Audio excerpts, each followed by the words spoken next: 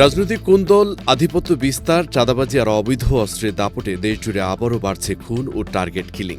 রাজধানীর পর সবচেয়ে বেশি হত্যাকাণ্ড ঘটেছে চট্টগ্রামে। পুলিশের তথ্য বলছে গত ৩ মাসে গড়ে প্রতিদিন ১০টিরও বেশি খুনের ঘটনা ঘটেছে। পুলিশ সদর দপ্তরের তথ্য অনুযায়ী গত মার্চ, এপ্রিল ও মে এই ৩ মাসে সারা দেশে ৯১৫টি হত্যাকাণ্ডের মামলা হয়েছে। এর মধ্যে মার্চে ৩১৭টি, এপ্রিলে ২৮৮টি এবং মে মাসে ৩১০টি মামলা হয়েছে। অর্থাৎ প্রতিদিন গড়ে ১০টিরও বেশি হত্যাকাণ্ড ঘটেছে। হত্যাকাণ্ডের সংখ্যা ঢাকা রেঞ্জে রয়েছে সর্বোচ্চ ২৬০টি মামলা।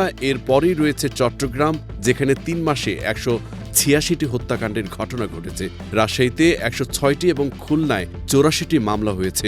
মহানগর এলাকাগুলোর মধ্যে ঢাকায় হয়েছে ৫৭টি হত্যাকাণ্ড। পরিস্থিতি নিয়ন্ত্রণে গত ১ মে থেকে অবৈধ অস্ত্র উদ্ধারের বিশেষ অভিযান শুরু করেছে আইনশৃঙ্খলা বাহিনী। এ পর্যন্ত উদ্ধার করা হয়েছে ১৫৩টি অবৈধ আগ্নেয়াস্ত্র, ১৭৮৫টি রাউন্ড গুলি, ৫২টি ম্যাগাজিন, ৩২টি হাতবোমা এবং প্রায় ২,২০০ কেজি গান পাউডার। আইনশৃঙ্খলা বাহিনীর তথ্য বলছে ২০২৪ সালের ৫ আগস্টের পর শুধু রাউজানি অন্তত ২৫ জন নিহত হয়েছে। এর মধ্যে ১৮টি হত্যাকাণ্ড ঘটেছে রাজনৈতিক বিরোধকে কেন্দ্র করে। একই সময়ে শতাধিক সংঘর্ষ ও গোলাগুলির ঘটনায় আহত হয়েছে ৩৫০ জনেরও বেশি।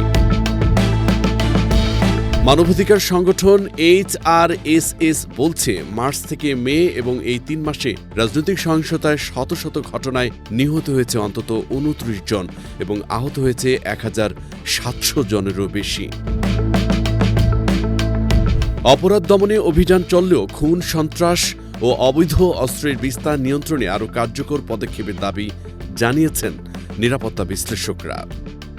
আবু তাহের নয়ন, ডেস্ক রিপোর্ট, দৈনিক আনন্দবাজার।